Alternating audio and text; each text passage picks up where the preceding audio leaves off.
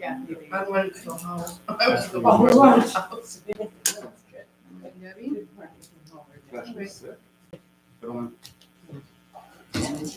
Hi, good morning. How are you? Well, you. I can. Do you guys want to sit next to each other? No? Passing out. They're passing no, back and forth. Literally. Let's go over the plan. Yeah. I changed it. Good combination. Right.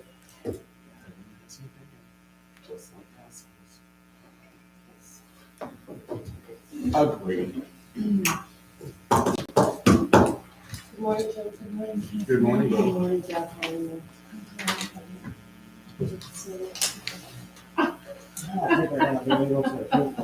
I didn't say will be it as you're trying to get there. I'm just trying to get there. They've Okay. already closed schools and other functions are canceling. It's like, well, They close schools? did I hear you? I know, it's funny when your kids are growing, how you don't hear about any of that anymore. I think it's not in Facebook, I don't see anything anymore. Didn't we just leave here? Yes. 12 hours ago. Yes. All right, I'm gonna call the meeting to order. Roll call. I got it. Anyone that would like to make a public comment? Moving on to the consent agenda. You have the minutes of the January 25th, 2023 meeting and the treasurer's report.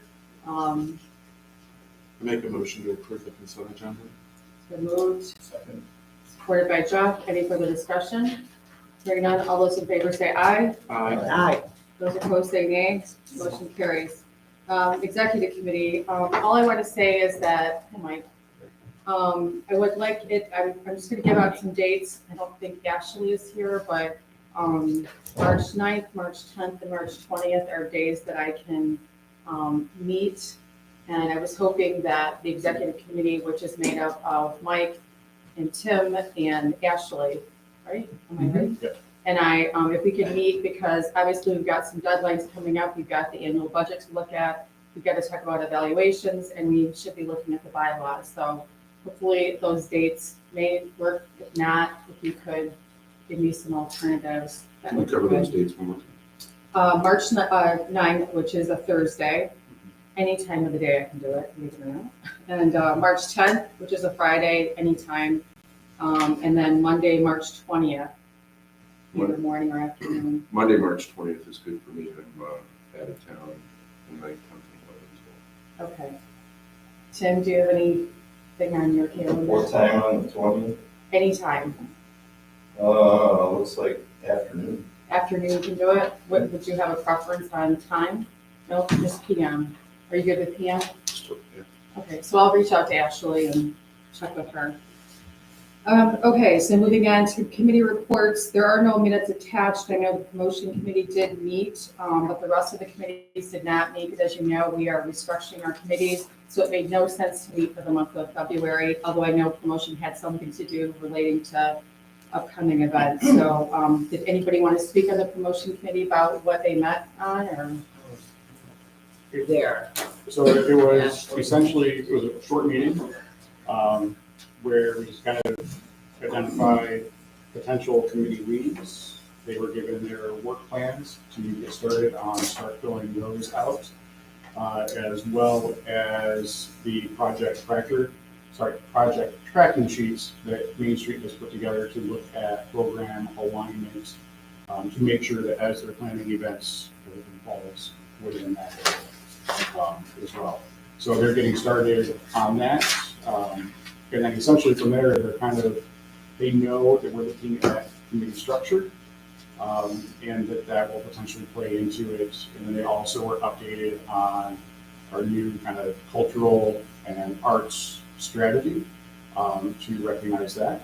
And then also looking at factors to bring in funds for those events and new programs to go with as well. Okay. Was there any concern with regard to cultural arts and the switch from that? No, it was all positive feedback on that. All right, moving on to other reports. What is the subcommittee business? Do you have something on that you wanted to speak on? I don't know where that's on. That is where if a subcommittee has anything to bring to the full board to discuss, that was where they would do it. Previously, that was the Yeah. intent, right, Jim? Yeah, I can take it on this one. Okay, all right, so Center for the Arts, Jill? The Michigan Art Educators Association is in Gallery 194. As of yesterday, the show opened. The reception for the show will be on Saturday, March 4th from 2 to 3. This is the best of the best for art educators. It's their best students from both Lapeer and Genesee counties. And there's some pretty remarkable art in there, which means we just closed the Microscapes Quilt Show, which was very successful and brought in groups from other cities that came specifically just to see the quilt show, which is great. And people I talked to were from Lansing, Clarkston, Midland, and Grand Rapids. I know there were more, but those are just the people I talked to. Classes are still going strong in the gallery. Private wheel throwing is continuing on Saturdays. There were 2 sessions of imagination and cork classes, one in acrylic and for the first time one in watercolor, both of which sold out. 2 sessions, we've expanded the Bob Ross oil painting class to 2 sessions. And we have intro to photo editing being taught by the Lapeer Photography Club. We have 2 new instructors that are going to be starting in March, and we will be offering glass fusing and a more advanced acrylic painting class. Weather permitting, Night of the Bazaar, 3 Tales of Mystery and Suspense, presented by Generation Art, will happen on Friday. That's this Friday, February 24th at 7:30. This is an evening of 1 acts inspired by the television series The Twilight Zone. 2 of the plays are original scripts written by the students, and the 3rd is an adaptation of a Twilight Zone episode also written by a student. The students have done everything. They not only were the playwrights, but they also are the directors. And then the rest of them, there's a core of actors that are in all 3 shows. They created the scenery, props, and costumes. So if you have a chance, and weather permitting, come out and see that on Friday. Youth theater classes are going well. This is our largest youth intro to improv class to date with 15 students and 8 students in the youth acting. About 1/3 of the students are taking those classes on financial scholarship, meaning the parents can afford to pay for the full class. In March, we will be offering a spring break theater camp, which is almost full at 16, and we've capped it at 20. In the PICS, February is never a strong month for the PICS. This February did a bit better than previous years, but still lacking. The Motor City Motown Review was a sellout, which always makes me happy. The movie Summer of Soul and Steve Leslie Sings James Taylor did not do as well as I had hoped. I think in part we were up against the High School Musical for James Taylor. With the combination of the shows at the PICS and classes and visitors, over 1,325 people visited the Center for the Arts so far in the month of February. The Center for the Arts is in full use Sunday through Sunday. All 7 days of the week. We currently have rehearsals going on Sundays, 2 sets of rehearsals on Mondays, and an art class on Monday. I've given you copies of the fiscal 22 second quarter report, which was approved by the Center for the Arts Board on February 14th. There are a couple of things to note. Operations is over budget because of the new lighting system and the reimbursement check from MEDC. The check was deposited into our account, and then we had to pay the city of Lapeer back that $25,000. So the expenses are going to be higher than budgeted for the fiscal year. Our treasurer met with our accountant, and everything is copacetic. It just is going to drive me crazy all year that we have that large expenditure because it went through the books. And as I mentioned last time, staff development is overdue to CPR training. We do have our new AED machine and some nonprofit grant writing. staff development things. Where's the AED machine at? Pix lobby, where we have the most people at one point in time, and easily accessible to the gathering. And all 3 full-time staff people have been trained.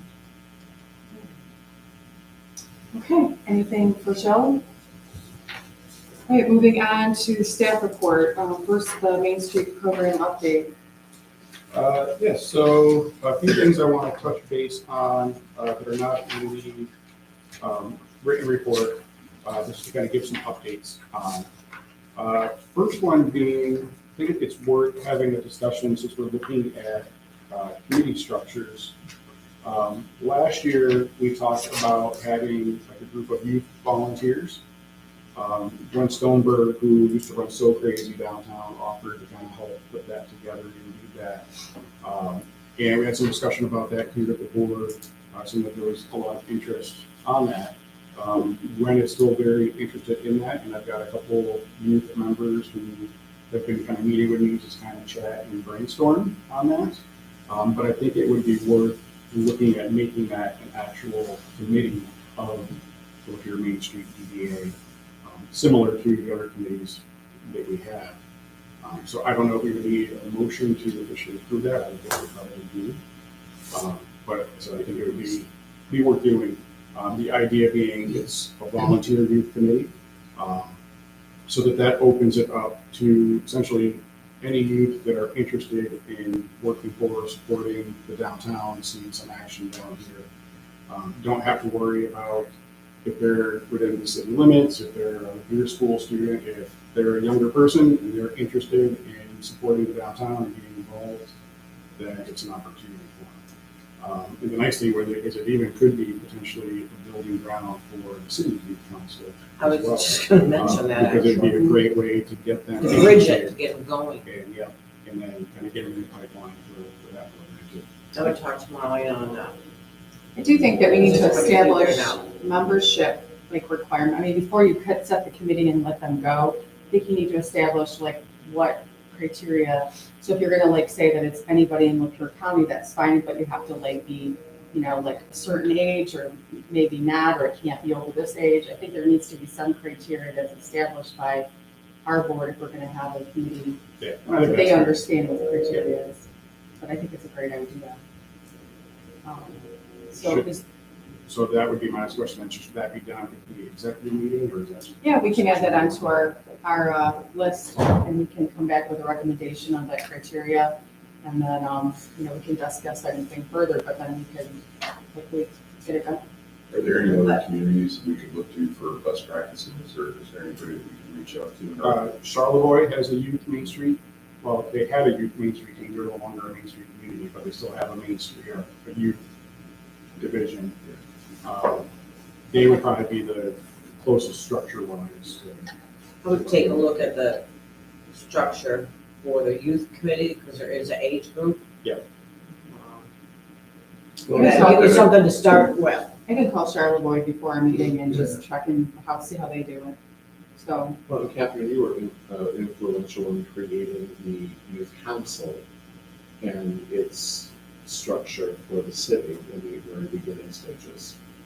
yeah, we actually, a lot of that came from when we were in North Carolina, when I was at the MML.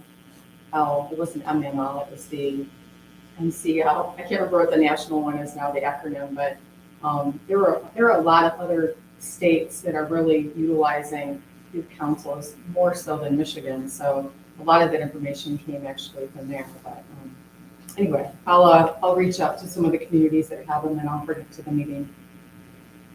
So just a couple other things real quick. Continuing to work with Canary Communication. Catherine and I are working on setting up a time to have a follow-up call with them on the corporate giving and partnerships. But the thing to remember with that is, yes, our annual campaign is kind of wrapped up for the year.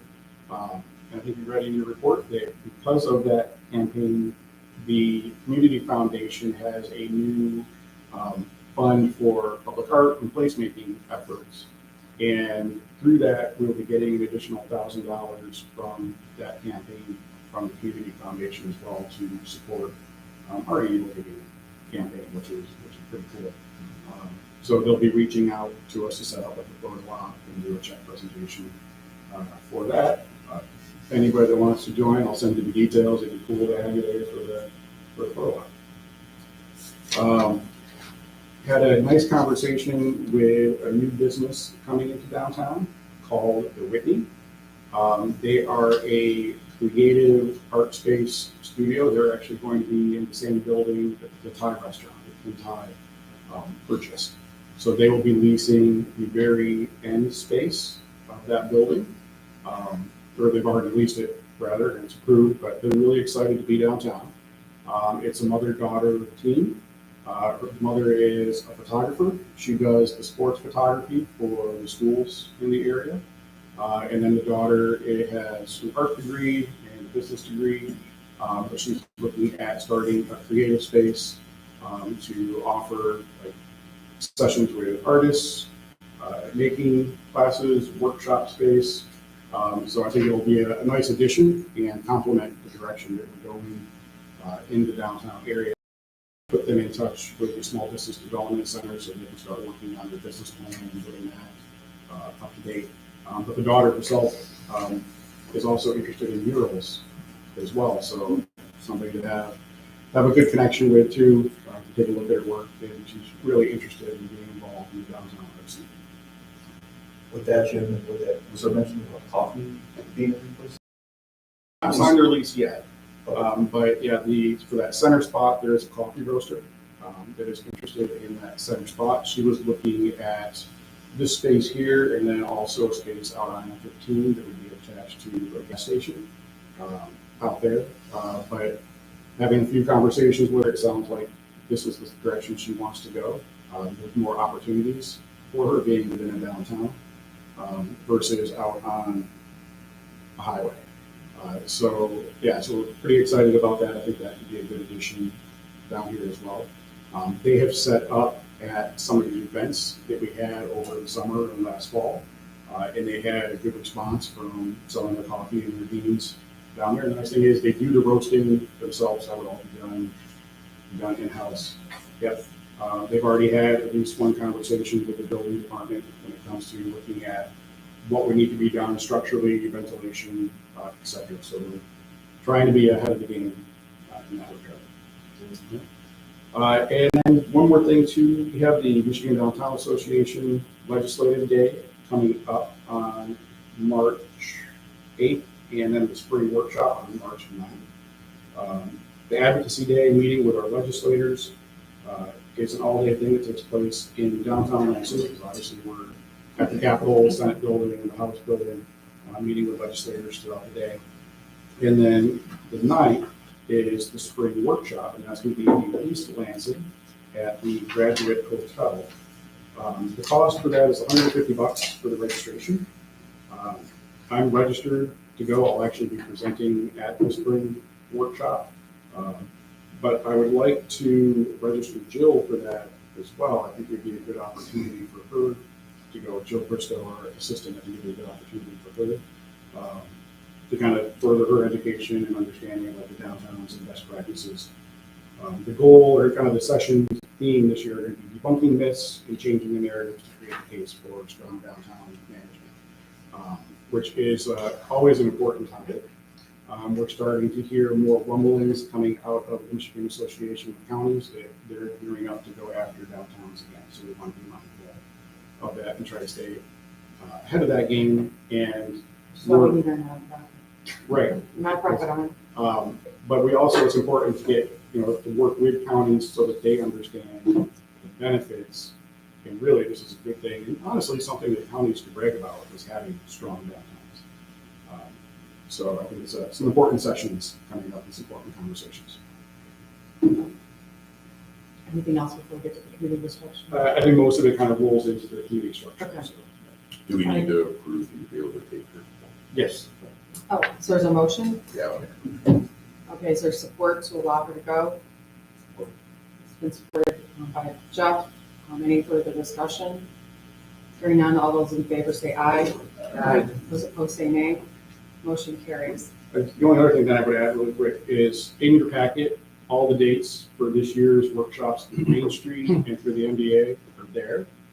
Look at them, and if there's some that you are interested in going, I think it would be a really good benefit to have at least a few people attending some of the workshops. Are there any deadlines as to when we need to do that? There isn't necessarily any deadlines. Oftentimes, there's early bird registration versus, a day of registration. And then some of them are going to require overnight stay.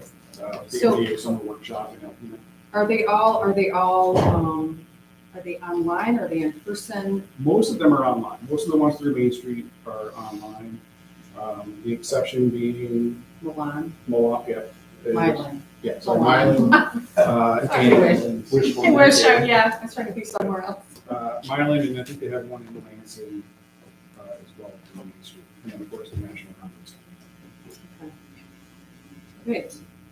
So moving on to our committee restructuring, as you can see, when you look at the attachment, which is our Lapeer Main Street Family Friendly and Arts and Cultural Transformation Strategy Development Plan, there are 3 categories, which really kind of resulted in the committee proposals.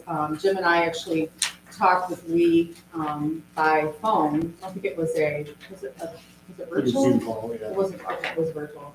And we basically talked about, based upon what we did at our retreat and what we wanted to do regarding projects, and I think we talked a little bit about this, that the proposal we came up with is that there'll be 4 committees.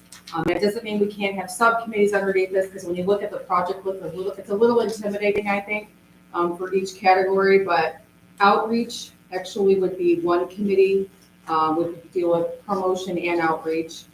So kind of as a combination of our promotion and our organization committee.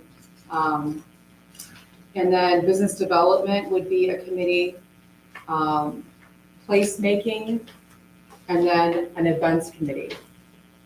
So if you look underneath each of those goals, I mean, obviously events is kind of separate, but the other 3 committees that we're proposing on those, looks like it's a landscape. You guys see it? The first category is to do with promotion and outreach, and it shows the priority projects. So maybe you could talk a little bit about how you see these committees, kind of what the goals are for each of these, Jim. And then I don't see anything in here that outlines those committees.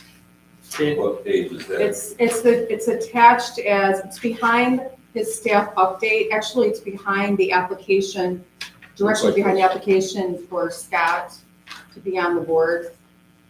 So right after that page is a 2-page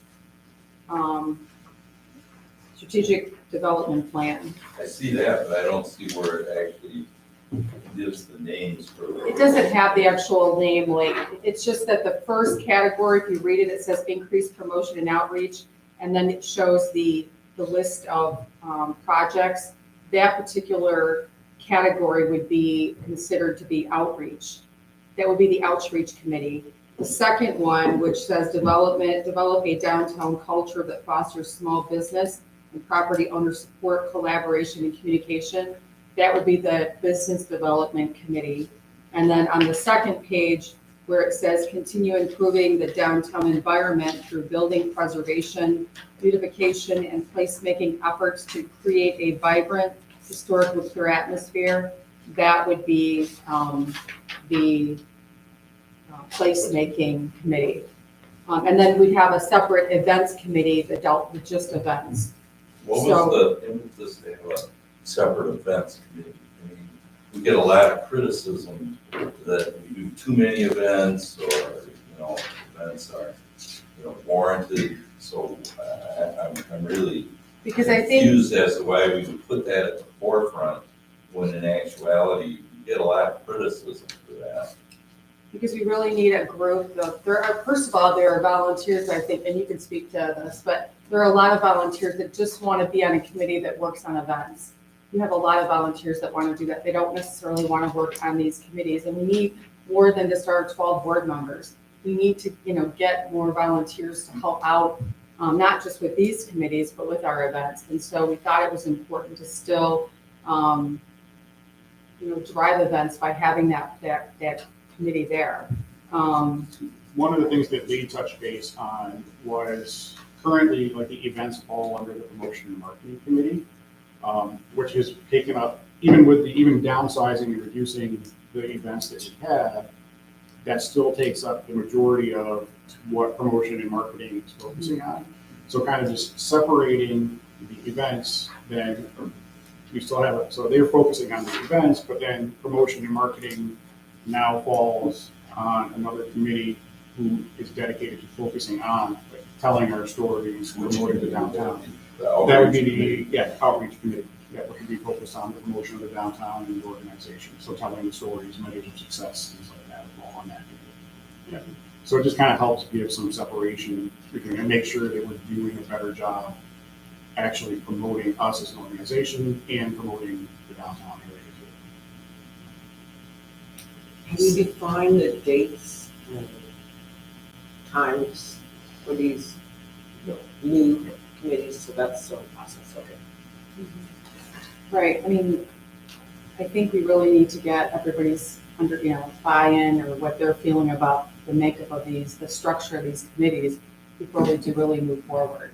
So I don't know if we all want to go around and just get input as to what, I mean, again, when I first looked at this, before I even talked to Lee, I looked at the project list for each of these committees and I'm like, wow, that's a lot to be able to handle. And that's when we talked about maybe we have some subcommittees that we have some, one person that kind of leads a particular group of projects because it's a lot, which is why I think that having a separate events committee is important because I think if say you stick, the events with the promotion outreach or the outreach committee, I think that's just really overwhelming and I think that would be not as productive. So do we all want to go around the room and just indicate what our preference is? I mean, what do you think about the concept of the structure, those four committees? The structure's fine with me. I haven't been at the marketing and promotion for various reasons. So I think that, and that's a very active committee. Right. They're willing to spend a lot of time, usually a couple hours for every meeting. They go through everything very thoroughly. Care what they want to be, but I think to kind of separate that would be good. Right. Mike? Yeah, no, I mean, as I've stated previously, I think we've got to move slow. We've got to be diligent in how we structure these committees. I think that the key to the success of these committees is the volunteers. And the last thing that we want to do is, shake the tree without a proper plan to move forward with.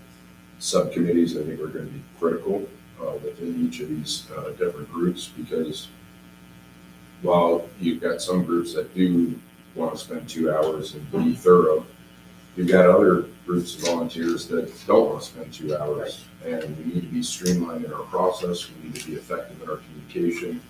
The meeting structure needs to be in place. I think what we've talked about before of having board members running the committee and then volunteers spearheading the subcommittees, I think that's going to be critical.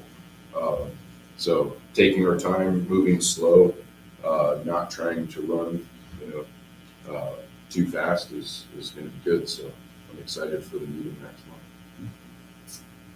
Tim, did you want to say anything more about the committee structure? I haven't had a chance to really look at that, but I think it would be helpful, at least to me, based on my previous question, is what parts of these current committees are being delegated to the new committees? I think we'll have a better answer for you in that March meeting. Why? Why don't you have an answer for it now? We have a complete outline of this. Why isn't there an answer now? I actually honestly think that in regards to the committees, I actually see these committees really, there are a little bit of overlap, but I think that they're pretty much, I think it's really about I don't want to say about the name, but I think it's going to be easier for volunteers to understand a committee called outreach what are you doing with outreach? You're reaching out, you're handling promotional, you're handling, I don't you know, disagree with that. I don't disagree with that. I don't disagree with anything. I'm just saying that it's not clear from where we are now to where we're going to and where I totally agree with restructuring the committees. I think that's a good idea. I'm totally in favor of that. I just don't have a real clear, for example, the organization committee, what responsibilities of that committee are going to a new committee. I mean, promotion and marketing, that's pretty easy to understand. Organization, not maybe quite so much. Economic vitality, a little bit, but I just, we're transforming this thing, but from what to what? The things that we were doing, we can't quit doing, we have to continue doing those. We're just hopefully gonna do them in a better fashion for these new committees. this is my interpretation and I could be wrong, but my concept of this is that the organization committee and the promotion committee basically are combining. All the organization will be no more in the sense that all the activities or all of the duties of the organization committee are now going to be within this outreach committee. And if you look at not just the goal, but the measures of success as well as the projects, they all fit within what we were doing. We were doing communication, we were doing volunteer development, we were doing fund development. All those things are now going to be under the outreach committee. So I foresee that basically promotion, except for the events committee, promotion and organization are going to now be this outreach committee.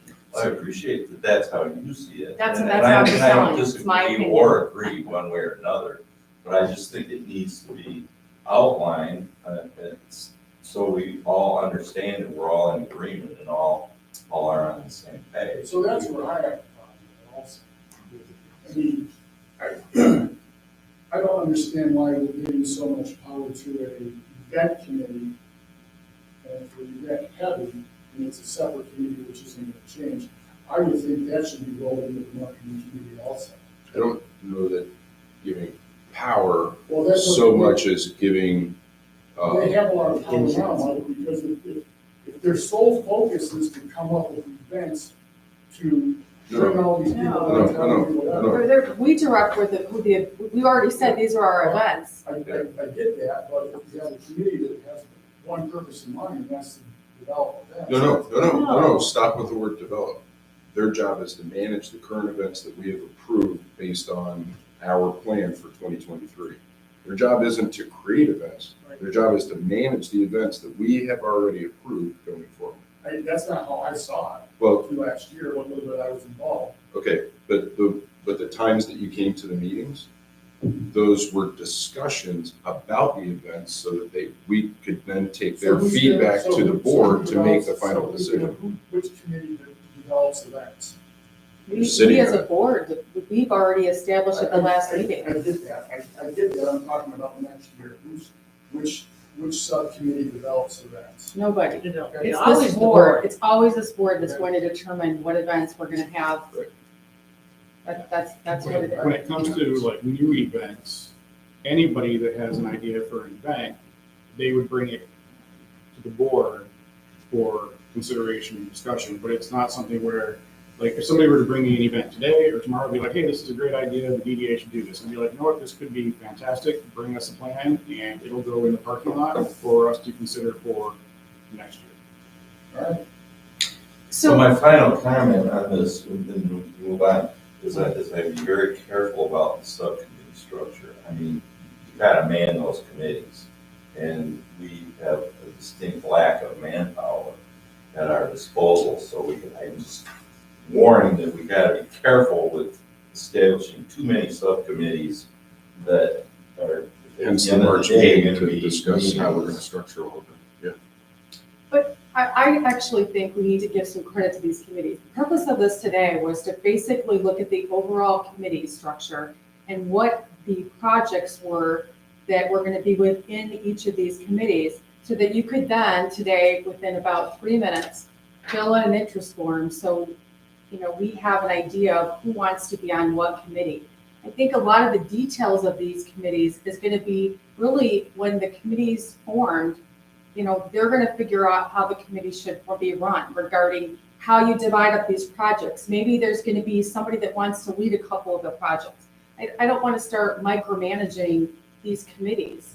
So I just think that right now, we're trying to look at the overall structure of what these committees are, and this gives you an idea of just where your interest lies. It's not like we have to have a done deal today. So, I don't know, Dan, you're in the back, did you have any input as to what you would like to, whether you're okay with the committee structure? What was that? I'm hiding. No. I've been a little absent because of so long at work, but I think that the subcommittees are doing.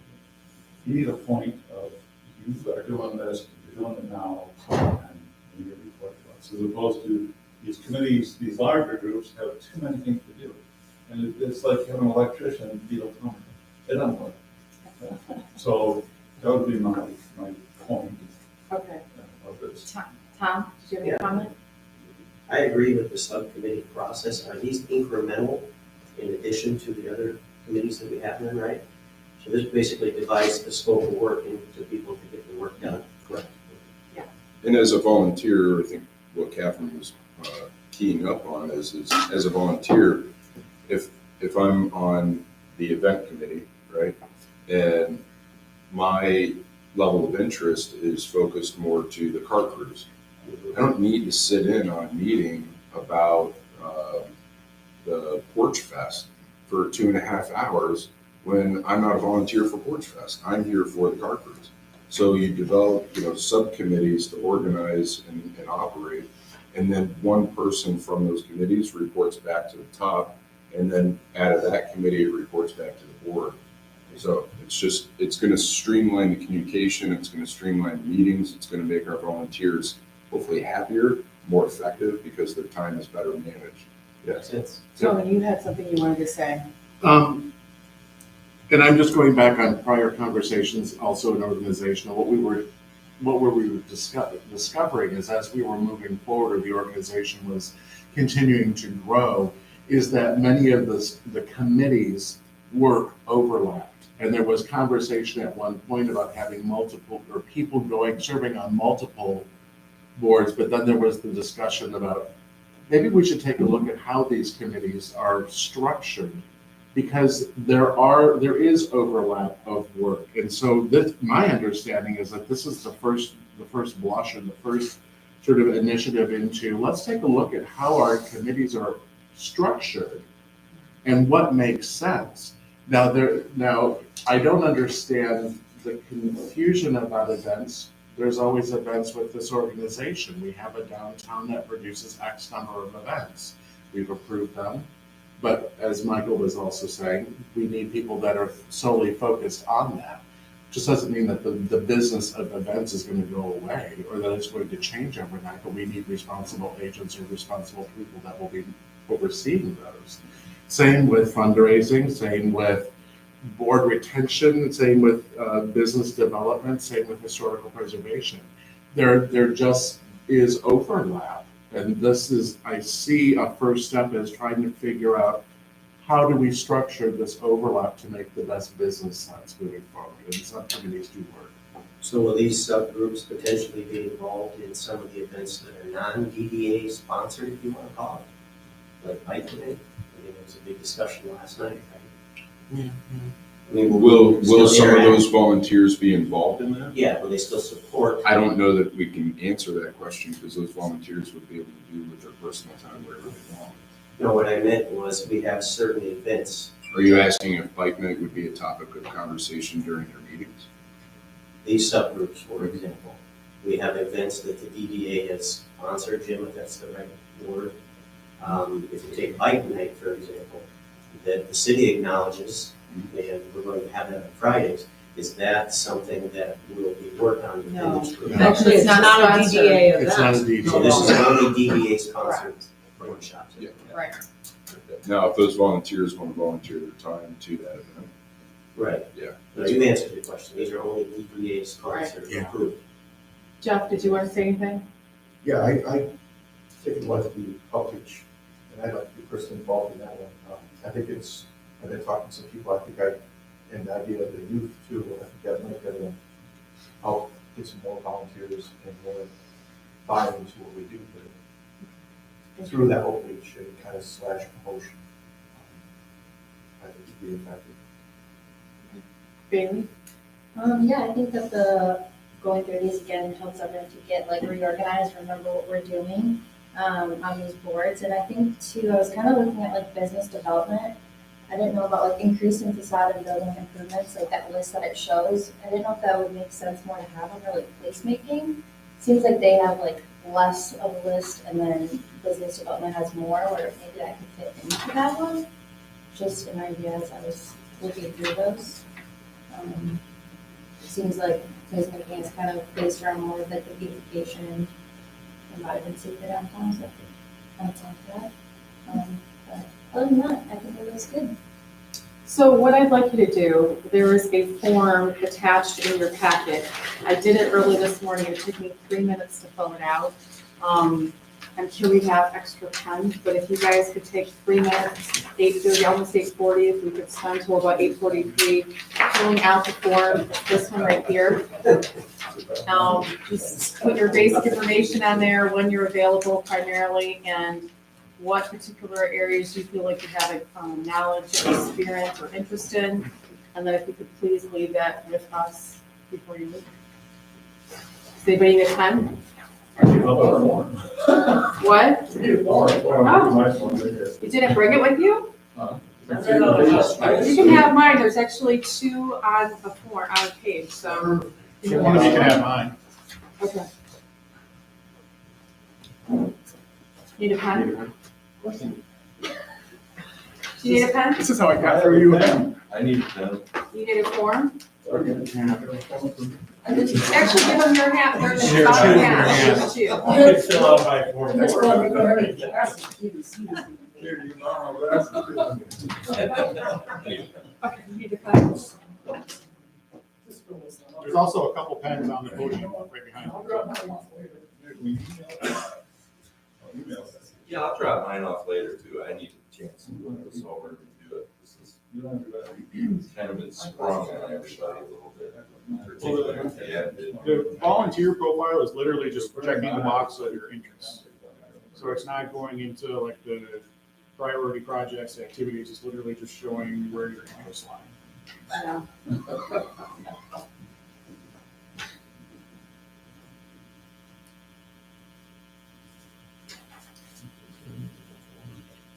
If you want to provide these after the fact because you need more time, just remember it's really important for us to be able to get your interest so that we can start figuring out who needs to be on which committee, who wants to be on.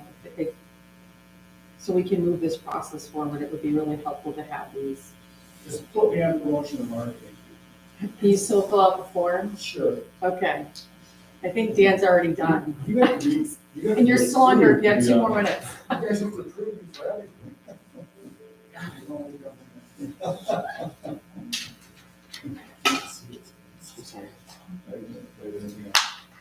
I'll just bring it later.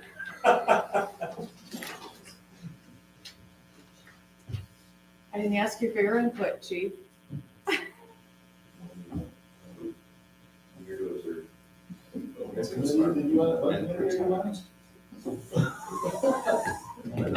There you go. You should have told us.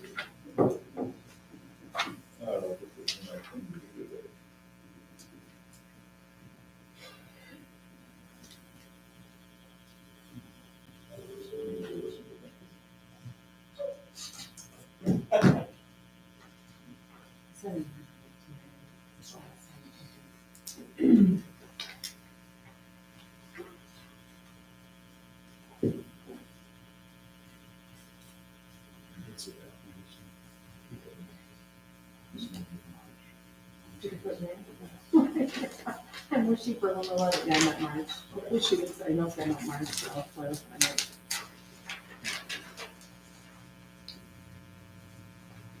All right, I guess we'll go ahead and move on.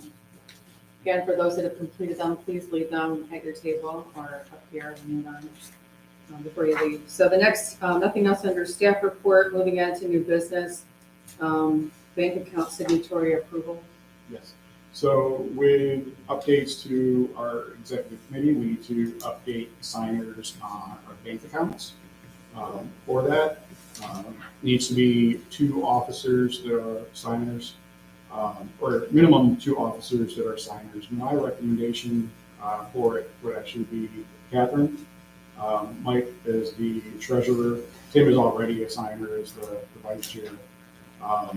Now, so the 4th one would actually be the city's accountant that we work with for our checks. That would be my recommendation for the signers. Do you need a motion? Yes. Is there a motion to approve that slate? So moved. Support? Been moved and supported. Who supported? Tom. Any further discussion? Hearing none, all those in favor say aye. Aye. Those opposed say nay. Motion carries. we So wanna make sure Mike and Catherine, I will let you know when I am notified the bank, you'll have to go down there and sign. I don't think Tim will have to re-sign, but I'll check. Sorry. Okay, moving on to board vacancy. Attached in your packet is a interest form, board interest form from Scott at Vinyl. Normally, I would think the procedure would be if in fact we're going to review this and consider this and recommend, we would make a motion to recommend Scott for appointment to this board, and then that would go to the city commission for their review. Is that what you would prefer? Yeah, we will review it and then the commission, I would make a recommendation, I guess, to the commission and ask them to appoint who you decide. So I know we've only, maybe you've not had an opportunity to look at this yet.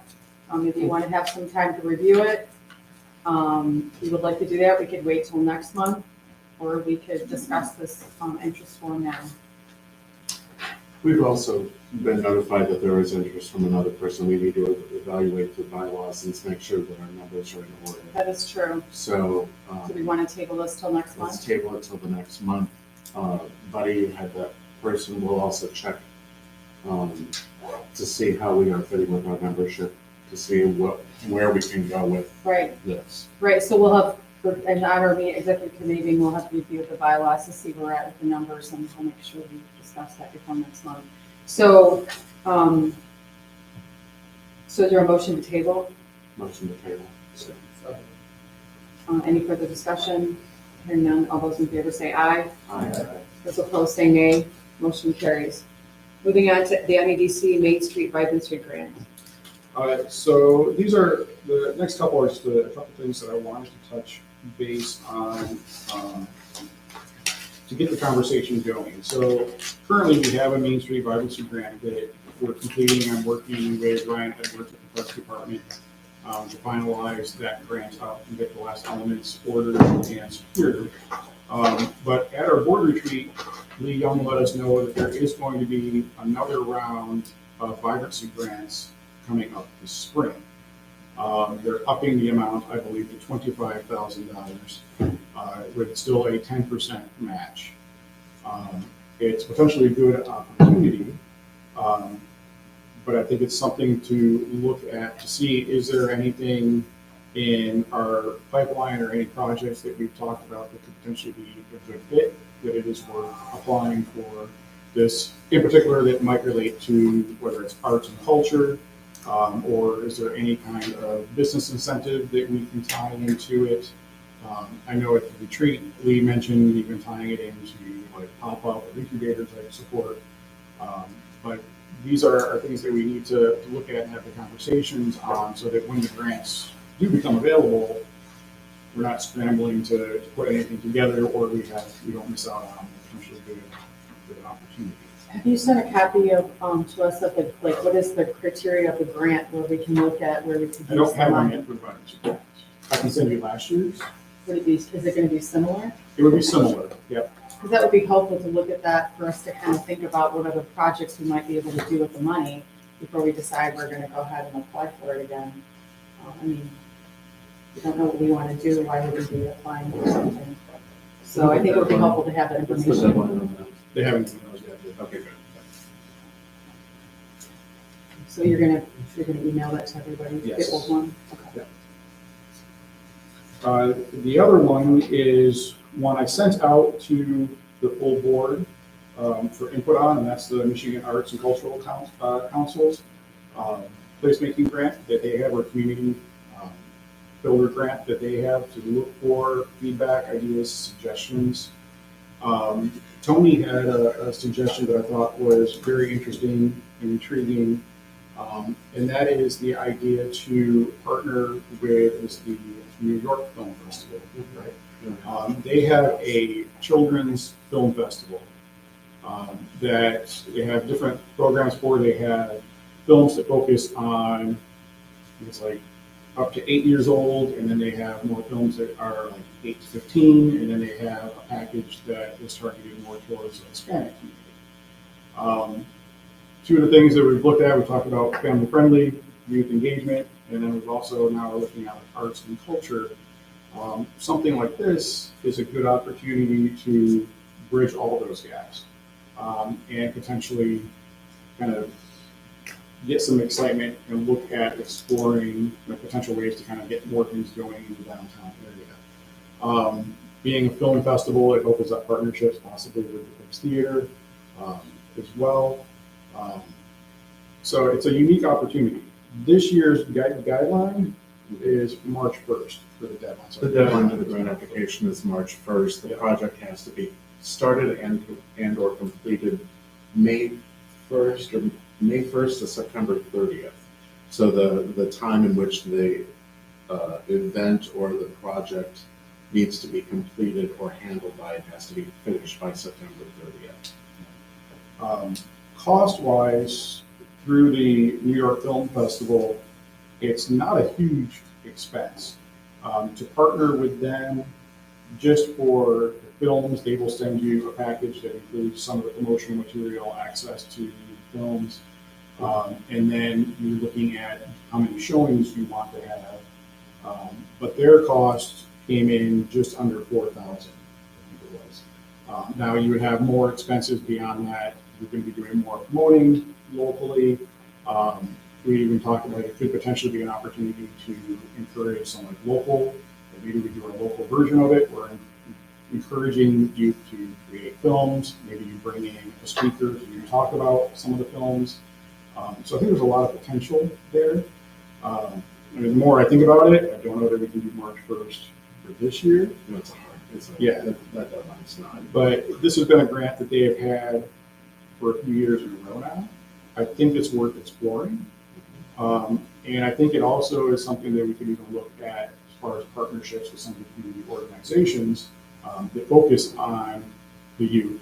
I think this is a good connection with them as it is a youth film festival. Did I leave anything out or anything else you want to add?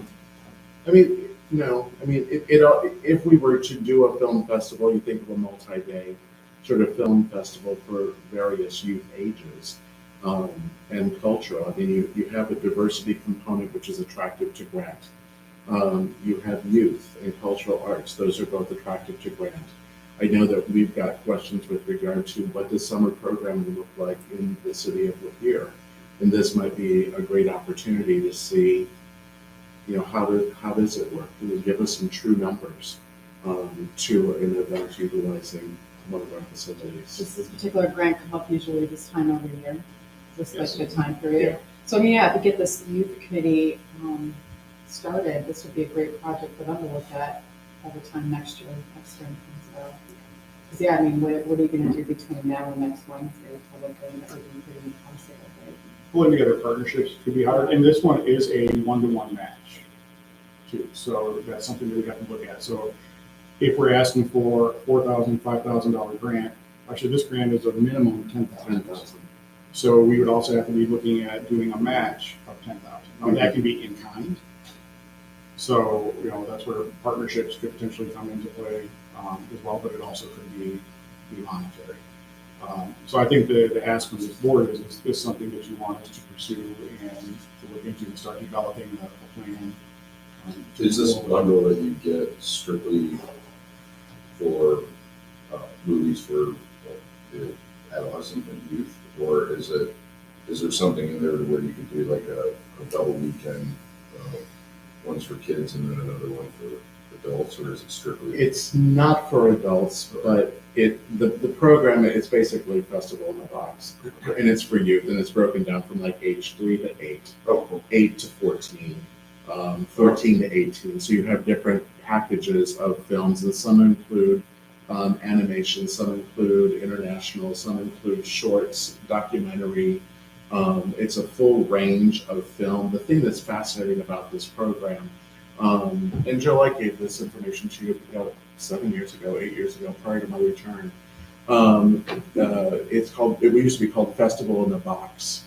And it's all of the films that have been presented in the International Children's Film Festival in New York. And so what we do is that we would be one of many other organizations that would be presenting. In the state of Michigan, the DIA is the other organization that presents the same festival. The festival provides you with all of the audience forms, the ballot things, there's audience choice, all the things. There could be a youth component of our community that would be to create some of their own films and have those in a judged or critique. We could bring in guest speakers, as Jim had mentioned.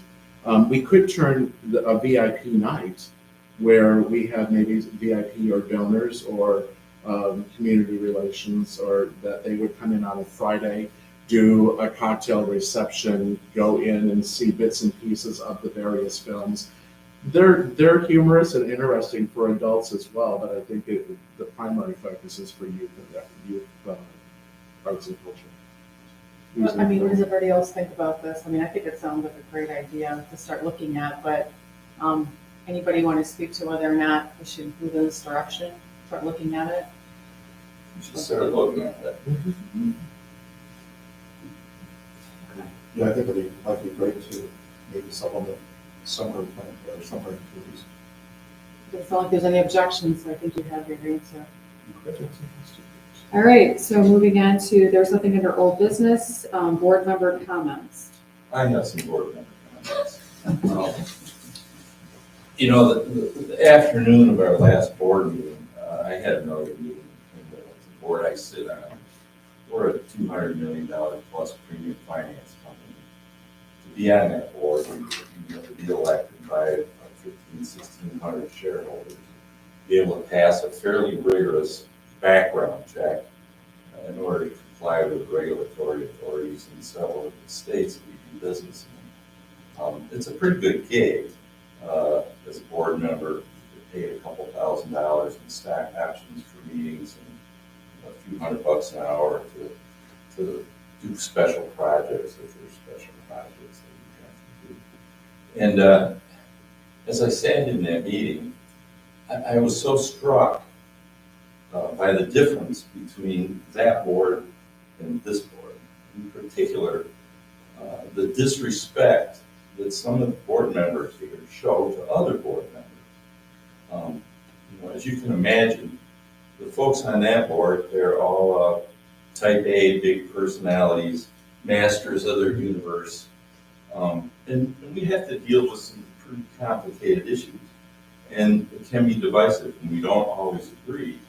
But everybody respects everybody else in that room. And we have a serious problem, a couple serious problems on this board as far as respecting other board members. And Tony, in particular, I'm talking about you right now. I can tell. Good. 2 days before our last board meeting, I was in Jim's office, and we were talking about, the meeting and what we were going to do and composition of the executive committee. And Tony strolled in, sat down, and that's fine. And I asked Jim, well, have you heard from Dan or Bailey as far as their interest in remaining on the executive committee? And Tony's only comment was, well, Bailey sits there and looks pretty, but other than that, she really doesn't have much to offer.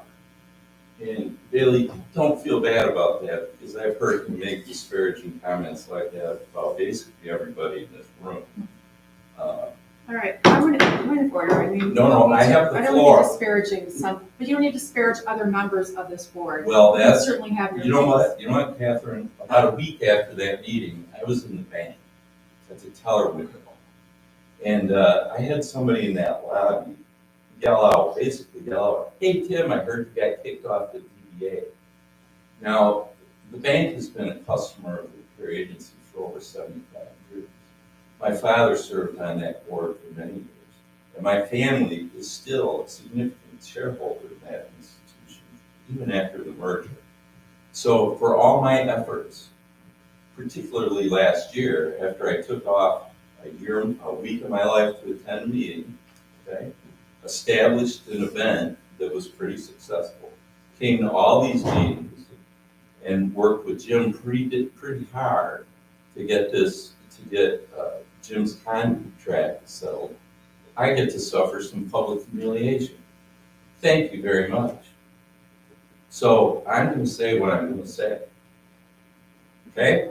All right, well, it's almost 9 o'clock, so. Yeah, it's almost so 9 o'clock, and I'll get on with it, okay? Okay. I'm going to say what I'm going to say. Say what you're going to say, just don't be respectful to other people. You're asking for people to No, respect you. no. Don't worry about it. Now, for you relatively new board members here, this is not the first time that Mr. Stroh has pulled his stunt like this. He did this to Dan Gerlach several years ago, when Dan was the chairman. And Dan didn't know anything about it. So what disrespect is, I mean, it's not just disrespect, it's devious and it's dishonest. When you had every opportunity to say, hey, Tim, let's move in a different direction, I'd have been all for it. I mean, the last thing I need is to add my resume at this point in time. Look, I've been all for it. I didn't seek that job to begin with. I inherited it because the chairman died.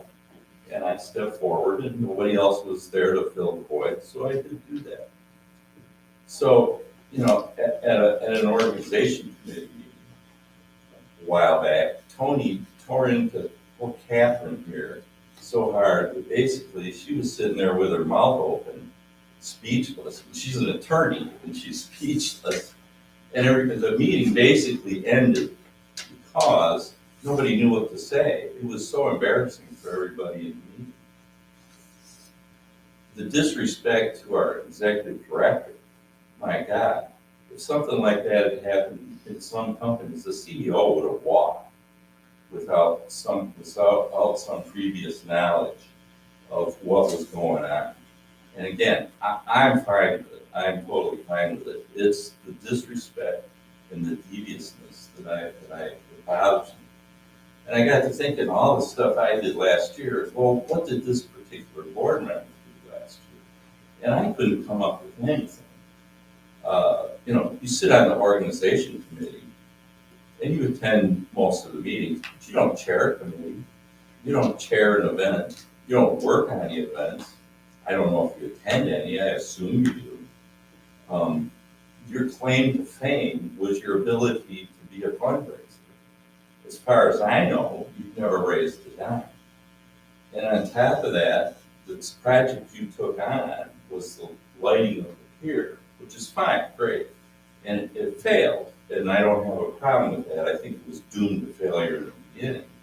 But, you blamed your failure on the community. You looked down your nose at the community and said, well, these people in this community just aren't ready to buck up and to support this community.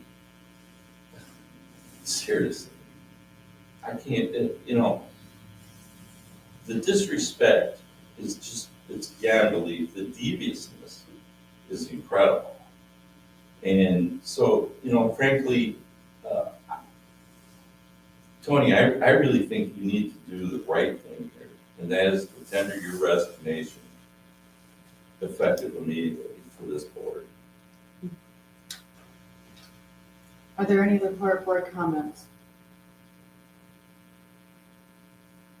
I actually had one. It wasn't related to this. I actually had a comment because I had noticed, and I just brought this up to Jim before the meeting started, that I'm very excited that the Lapeer County Vision Center opened this last week. They had their grand opening, very happy about that. And I actually saw Craig at actually the event and on Valentine's Day at Stone Throw Theater, and I had said, we're having a grand opening, and I said, oh, and I don't know how it came about, but basically it was put on by the chamber. They did the grand opening, the ribbon cutting ceremony, but somehow we as the Main Street DDA were not involved in that. And I don't know why that happened. I actually will tell you, I feel like this has been it's been a long term thing. I know that Dale Purgason and I have talked about communication potentially between the chamber and our DDA Main Street, because, there have been opportunities where we would have liked to have welcomed businesses down, in our downtown, and for whatever reason, we didn't get communication, or I don't know what the reasons were at the time, but I just thought this was like such an important member of our downtown who had a grand opening, and I didn't know that there was a grand opening the next day. So I really just think we as a board need to work on that issue. We need to be better about communicating, so that with the chamber or whoever, I don't know who had the information. Well, I can answer that for you. Okay, good. All you have to do is request to get on the email list, either through the chamber, because chamber members get that information, and the city hall gets that information on every single event that happens. So perhaps we can just have the DDA members added to those lists, and everybody would be informed. The communication's already out there. I get it twice, actually 3 times. But I think it's more of a structural, so I agree, we can all do that.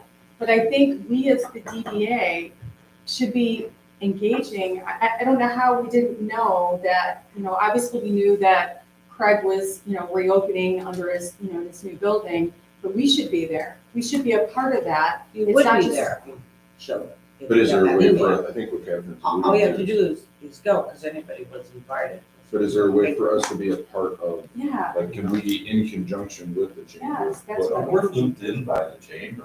I'm not saying that, I get the invites to all the chamber grand openings. Right. What I'm saying is can the grand opening be put on by the chamber and the DDA? Instead of That just could be being the that chamber? could be a conversation. yeah, I think that's where I'm talking. I think that there needs to be a way that we are welcoming to these downtown businesses that are reopening or coming downtown. And, yeah, you're right. I could get on the email list. I don't know if I am, but we should be there as an organization supporting our local businesses. And I just felt like we kind of slacked off on that because we weren't there as an organization. We may have been there as individual members. You're closely in communication with a few of these businesses that are working to get open in the next couple of months. Yeah. I think once they have their date set and they have their, we talked to them and said, you want to do like a kind of a soft opening, but we would love to work with you on a grand opening. And if we can get in with the chamber, cool, but who's to say that we can't just do our own as well? Well, I think it's part of the communication of working together, something that myself and I'm sure the commission as well, we've talked about it several times, about communicating with our partners around us. It's not just a city thing, or it's not just a DDA thing. Let's work together, because really that's what we're trying to achieve, is to have fantastic, everything great for here, which we are. So I think it's just a matter of having a quick conversation with Anita to see how the events can work together. I talk to her all the time, obviously. Well, I'll reach So- out to her and talk to her about it, but I think that's something we need to just do better at. Chief?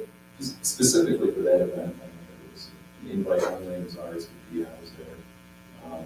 So just, There was 2 of them. There were 2. there was, oh, okay. Yes, I was gonna mention that. The first one was a Okay. special invitation for various, and then probably customers. And then this ribbon cutting. Okay.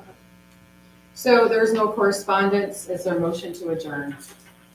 So, Oh, Jeff, did you want to add something? Yeah, I was just gonna say, I agree, I think, I was there taking a picture for the wedding planning for the ceremonial chamber. Might be the next function of our outreach and promotion, have a DDA ambassador, that we are there at these things, that they could even leave behind a gift basket or something. Something that says DDA was here, we're recognizing you're open downtown, thank you, we want to continue to be a partner with you. That'll go a long way. Because again, it's one of the things that I think if you get in downtown here, you say DDA and eyes glaze over, they don't know what we do. They don't know faces. And I think we have to do a heck of a lot better job of that. Because I think we're a nameless identity in most people's minds. Never is when it's empty. I'd like to see more downtown people. We've never seen them here. I think there's some great divide that we are missing or not connecting. And I think sometimes we're chasing our tail, trying to do events and things and manufacture events, but our own downtown doesn't support the DDA, in my opinion. In what we are trying to do and have more hands-on involvement. You can't treat your business like a hobby. You go home and just, oh, there's no big shops here. You know, we have some real problems down here. I think some of our, but we need to be a part of the solution and be helpful, be better ambassadors. I think Well stated. that would be a way to do that. So maybe we should put the topic of a DDA ambassador, which I think is a really good thing. It doesn't have to be one person always doing it every time, but maybe we have like a group of ambassadors that we can select from that can actually attend potentially an event, you know, when somebody else is unavailable. We can have maybe 3 or 4 people that can do that. So I think that should be a topic on the next agenda. Okay. I did have a comment, I just more about, like, do we have any updates, just real fast, anything, I mean, Paul's, or Pat, is he gonna build this building, you know, or the fire site, any update on that? The fire site, as far as I know, they're not ready to announce anything publicly yet.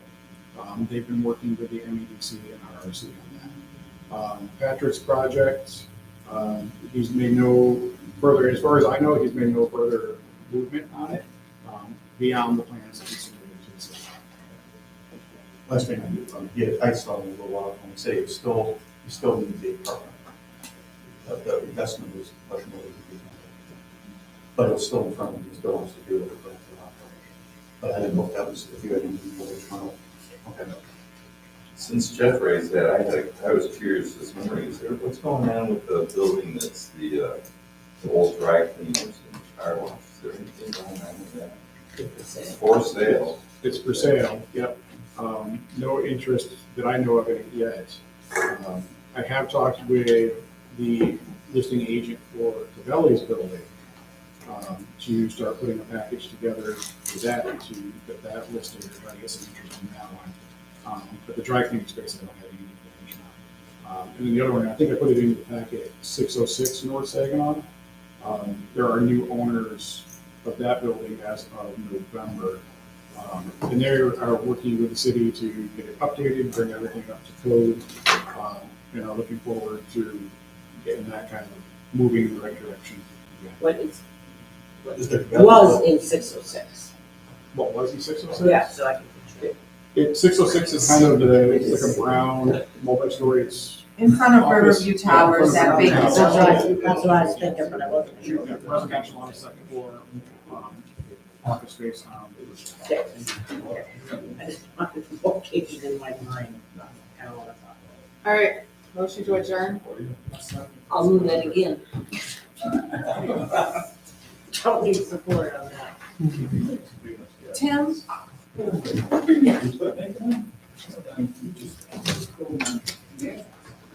Thank you very much. I appreciate it. Thank you for your I time. don't know if this kid's here, you were. Oh, yeah.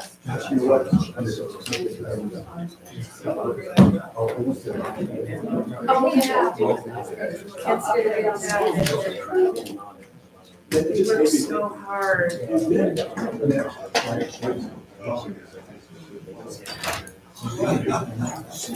Yeah, that's.